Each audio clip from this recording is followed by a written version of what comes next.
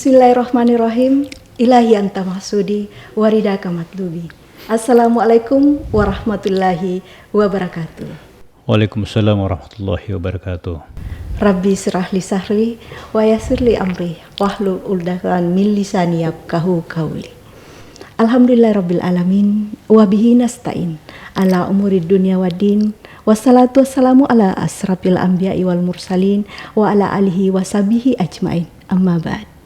Allahumma salli ala Sayyidina Muhammad wa ala ali Sayyidina Muhammad. Sahabat religi, dimanapun Anda berada, semoga sehat walafiat dalam menjalankan ibadah puasa dan senantiasa dalam lindungan Allah Subhanahu wa Ta'ala. Amin ya Rabbal Alamin. Sahabat religi, selamat datang kembali di podcast Si Pakarewa, Kantor Wilayah Kementerian Agama Provinsi Sulawesi Barat. Hari ini saya Darneli selaku host edisi Ramadan tahun 1446 Hijriah. Ramadan Paib, ciptakan suasana yang menyenangkan dan inspiratif di bulan Ramadan. Sahabat religi, yang akan membersamai kita pada hari ini adalah seorang figur yang senantiasa terkesan tenang dan menciptakan suasana yang tenang. Beliau adalah Bapak Dr. Haji Samsul SAG MPD, Kepala Bidang Pendidikan Agama dan Pendidikan Keagamaan Islam, Kantor Wilayah Kementerian Agama Provinsi Sulawesi Barat. Apa kabar Pak? Alhamdulillah baik. Insyaallah selalu baik. Terima kasih. Terima kasih telah memenuhi undangan kami di podcast Si Pakarewa. Media ini adalah salah satu media edukasi, informasi, program dan kegiatan kantor wilayah Kementerian Agama Provinsi Sulawesi Barat. Dan hari ini kita akan membahas tema mengembalikan semangat dan motivasi di awal Ramadan. Nah Bapak, biasanya di bulan Ramadan itu gairah kerja berkurang nih Pak, karena ibadah malam bertambah. Nah Bapak yang sudah memimpin beberapa jabatan strategis di kantor ini, bagaimana pengalaman Bapak dalam mengembalikan semangat dan motivasi kerja Pak di bulan Ramadan? Ya, yang pertama sesungguhnya Ramadan ini tidak bisa dijadikan alasan untuk tidak maksimal dalam bekerja, tidak memperlihatkan kinerja yang kualitasnya lebih baik, terutama ketika kita mentransformasi seluruh amalan-amalan kita di bulan puasa ini sebagai bentuk dari pengabdian kita kepada Allah Subhanahu wa Ta'ala. Dengan demikian saya kira bukan malah menurunkan kinerja kita, tapi malah harusnya lebih meningkat kinerjanya ketika masuk di bulan Ramadan. Betul Pak, ya. Betul. Ya, insya Allah. Nah, selanjutnya nih Pak, Bapak kan sudah memimpin beberapa jabatan strategis di kantor wilayah ini. Tahun-tahun kemarin dan tahun ini bagaimana Kementerian Agama Provinsi Sulawesi Barat memfasilitasi kegiatan keagamaan dan kegiatan sosial masyarakat di Sulawesi Barat, Pak? Ya, sebagai instansi pemerintah yang diberi amanah untuk memberikan pelayanan terutama dari sisi aspek keagamaan, tentu Kementerian Agama telah melakukan beberapa hal yang tentu terkait dengan bagaimana mendorong perilaku keagamaan di seluruh aspeknya itu senantiasa berkembang baik, senantiasa tumbuh dan memperlihatkan peningkatan yang semakin hari semakin baik. Jadi perilaku keagamaan ini harus menjadi konsen Kementerian Agama untuk senantiasa dipantau dan tentu kita barengi dengan program-program untuk meningkatkan perilaku dan pemahaman keagamaan yang semakin kesana ini harusnya semakin meningkat sesuai dengan harapan kita semua. Oh iya. Baik, berikut nih Pak, karena Bapak selaku Kepala Bidang Pendidikan Agama nih, bagaimana kantor ini meningkatkan kualitas pendidikan agama di Sulawesi Barat, Pak? Ya, untuk meningkatkan kualitas pendidikan secara umum, terutama pendidikan agama, saya kira kita telah melakukan banyak hal, terutama dalam rangka bagaimana memperbaiki sistem kelembagaan, bagaimana meningkatkan kompetensi ketenagaan, bagaimana kita membangun bisnis proses yang saya kira orientasinya bagaimana mendorong output dari semua proses di pendidikan ini. Tentu hasilnya semakin hari semakin memperlihatkan peningkatan, terutama yang paling penting saya rasa dirasakan dan dinikmati oleh seluruh konsumen kita, terutama orang tua siswa atau orang tua santri kalau di pesantren, dan seluruh masyarakat tentu harus melihat apa dampak dari sebuah proses yang telah kita lakukan di Kementerian Agama khususnya. Di pesantren misalnya tentu dari sisi kelembagaan kita setiap saat mendorong peningkatan kualitas kelembagaannya dari sisi pengelolaan, dari sisi manajemennya, dari sisi pengembangan kompetensi santrinya, dari sisi pengembangan kapasitas ustaznya dan sebagainya. Ini telah kita lakukan termasuk juga dalam rangka mendorong peningkatan ekonomi di pesantren. Jadi sekarang ini pesantren bukan hanya menjadi tempat untuk belajar agama tapi di sana juga kita dorong untuk bagaimana mendorong pembelajaran kemandirian itu sejak dini ditanamkan pada santri-santrinya. Jadi anak yang keluar dari pesantren hari ini bukan hanya paham agama, bukan hanya bisa baca kitab, tapi dia sudah punya life skill untuk mendorong kemandirian secara ekonomi, karena memang sudah didapat di pesantren. Makanya dari sisi kelembagaan hari ini pesantren semakin kuat, dan kita bekerja sama dengan beberapa pihak. Misalnya ada Bank Indonesia yang bekerja sama dengan kita melalui Habitren. Ada ada Kementerian PU yang bekerja sama dengan kita untuk membangun sanitasi pesantren. Begitu juga kementerian-kementerian lain, termasuk juga pihak swasta. Haji Kala misalnya melalui program sosialnya itu telah membantu kita di beberapa aspek, terutama dalam rangka peningkatan kapasitas kelembagaan, termasuk tadi peningkatan kapasitas ekonomi di pesantren. Yaitu dari sisi kelembagaannya. Dari sisi ketenagaannya, ya misalnya tahun 2026 ini kita dorong seluruh guru-guru kita di Kementerian Agama itu harus paling tidak sudah harus punya sertifikat paling lambat 2026. Dan ini kita dorong terus, khusus untuk guru pendidikan agama Islam hari ini kita masih punya sekitar 758 guru yang belum sertifikasi hari ini, dan mudah-mudahan ini bisa selesai dalam waktu 2 tahun. Jadi semua ini kita dorong secara simultan, secara bersama-sama, bagaimana semua berjalan. Tentu outputnya adalah bagaimana kita dorong hasil dari proses pendidikan ini semakin hari semakin kelihatan, semakin bagus kualitasnya, semakin bisa dirasakan oleh masyarakat, sehingga masyarakat itu semakin cinta, semakin aware terhadap lembaga pendidikan keagamaan yang kita bina. Ya, saya kira begitu. Masya Allah. Ya, jadi menarik ya Pak ya. Terutama tadi terkait dengan peningkatan life skill di pondok pesantren itu, keterlibatan BUMN misalnya kan di dalamnya itu sudah ada. Ada tidak Pak kira-kira minat santri untuk tetap eksis di pondok pesantren dengan adanya dukungan dari luar itu Pak? Iya, justru malah kecenderungannya akan ke situ sekarang. Sekarang malah pesantren-pesantren yang memang sudah maju pengembangan ekonominya, karena ya mereka memang dilibatkan dari awal. Jadi mungkin tahap-tahap awalnya santri-santri kita yang masuk dalam kategori santri-santri senior itu memang yang didorong untuk berpartisipasi dalam pengembangan ekonomi pesantren. Jadi otomatis sebelum mereka tinggalkan pesantren, mereka sudah punya life skill, bagaimana punya pola pikir yang mampu mengembangkan ekonomi sesuai dengan power lokal yang dimiliki. Karena kita dorong usaha-usaha di pesantren memang sesuai dengan kompetensi yang dimiliki secara lokal ya. Jadi kita identifikasi dulu kira-kira di sini pesantren apa, pesantren ini usahanya yang layak untuk dikembangkan apa. Kemudian kita bekerja sama dengan beberapa pihak yang seperti yang saya sampaikan tadi, dan alhamdulillah hasilnya sekarang sudah ya luar biasa. Kita dari 100 32 pesantren, kita sudah bina sekitar hampir 50 pesantren ini sudah masuk dalam lingkup pengembangan kemandirian pesantren melalui inkubasi pesantren, melalui habit train dari BI, melalui program-program lain yang tentu terkait dengan kementerian-kementerian yang sangat aware dengan pengembangan pesantren hari ini. Masya Allah.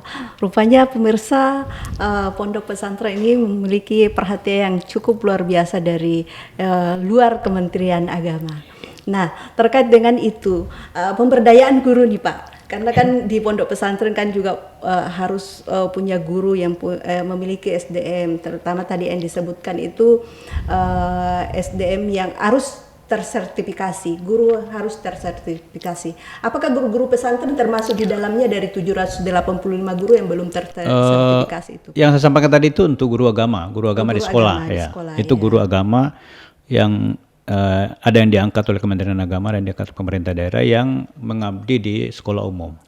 Kalau khusus pendidikan pesantren, pesantren ini kan punya sistem penilaian tersendiri. Ada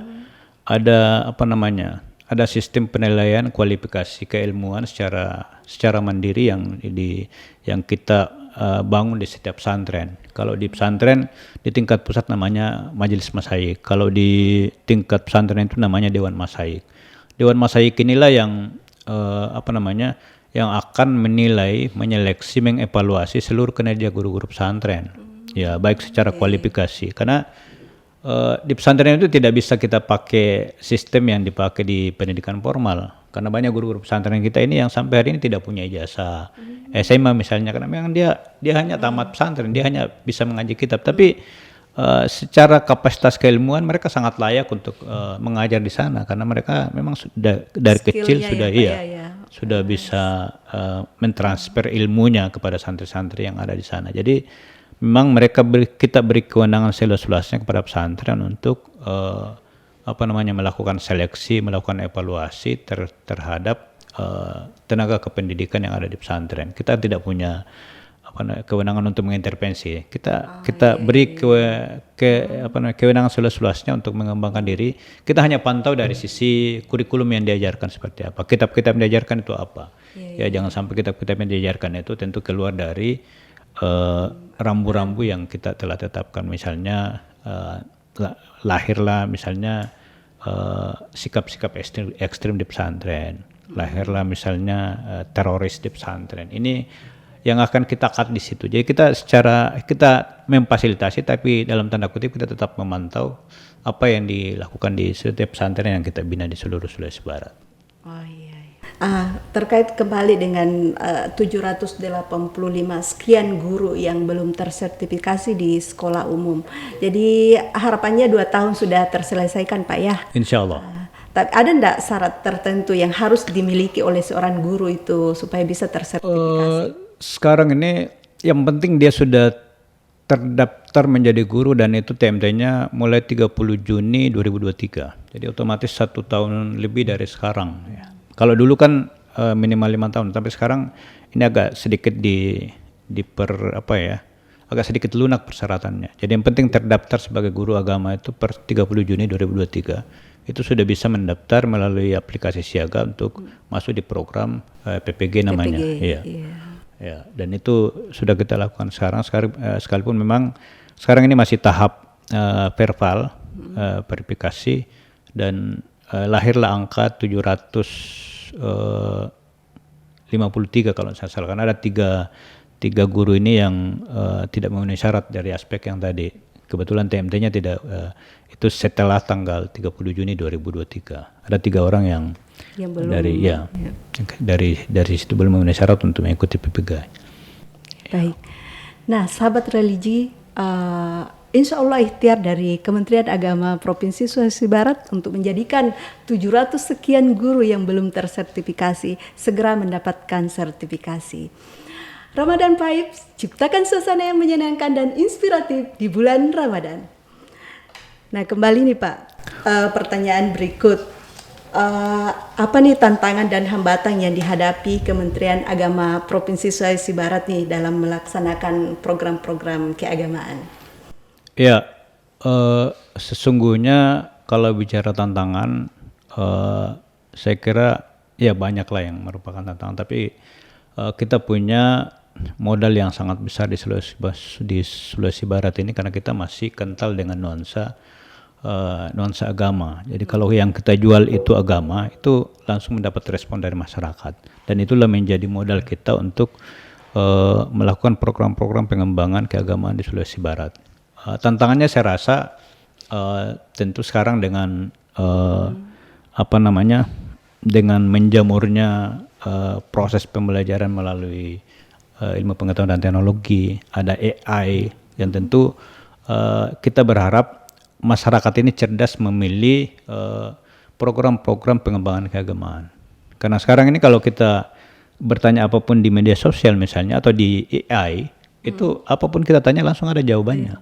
Ya, tapi dalam sisi sanad keilmuannya kan belum tentu bisa kita pertanggungjawabkan. Makanya kita dorong masyarakat harus cerdas memilih mana ilmu, mana kompetensi keagamaan yang betul-betul bisa dipertanggungjawabkan. Sanad keilmuannya jelas.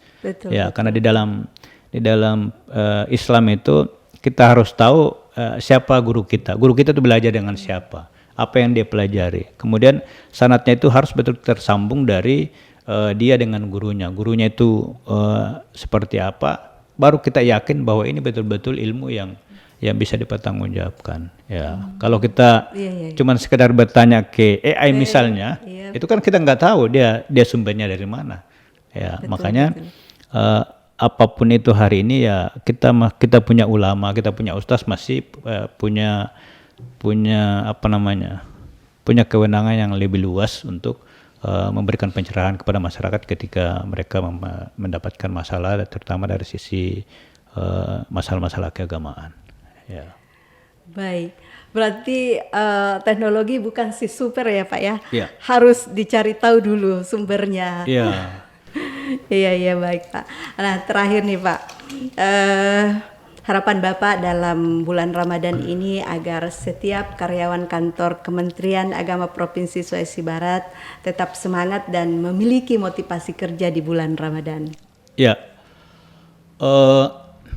Yang pertama, kalau kita seorang Muslim yang taat beragama dan ingin memperoleh pahala yang sebesar-besarnya, tentu kita menjadi umat yang senantiasa rindu dengan bulan suci Ramadan. Sebelum Ramadan itu memang kita sudah idam-idam kapan Ramadan ini tiba. Tentu ini menjadi motivasi yang luar biasa bagaimana kita menyongsong Ramadan ini menjadi wadah, menjadi momen untuk mendulang amal sebesar-besarnya. Kemudian sebagai seorang aparatur sipil negara, terutama di Kementerian Agama, tentu bekerja di bulan Ramadan ini adalah bagaimana kita mentransformasi pekerjaan ini menjadi satu aktivitas yang dalam nuansa ibadah. Karena kalau itu sudah bisa kita lakukan, maka saya yakin dan percaya bahwa kita pasti berlomba-lomba untuk berkinerja baik.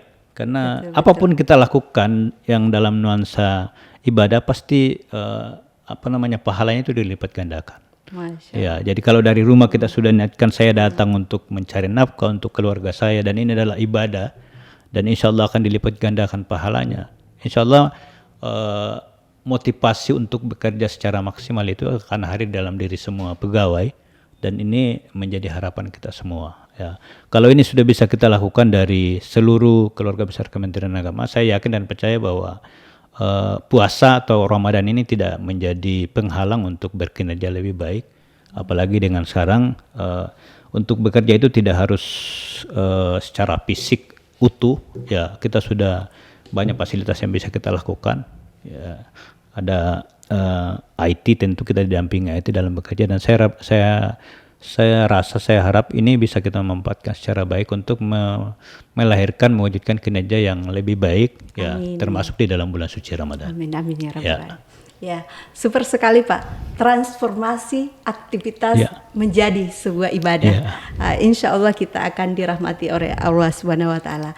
Terima kasih banyak Pak atas kebersamaannya di podcast si Pak Karewa pada hari ini. Semoga apa yang Bapak sampaikan bernilai ibadah di sisi Allah Subhanahu wa taala. Amin amin amin. Baik, sahabat religi, demikian tadi perbincangan kami dengan Kepala Bidang Pendidikan Agama dan Pendidikan Keagamaan Islam Kantor Wilayah Kementerian Agama Provinsi Sulawesi Barat. Semoga bermanfaat untuk kita semua dan selamat menjalankan ibadah puasa di bulan Ramadan. Semoga senantiasa dalam limpahan rahmat Allah Subhanahu wa taala. Amin ya rabbal alamin. Wassalamualaikum warahmatullahi wabarakatuh. Waalaikumsalam warahmatullahi wabarakatuh.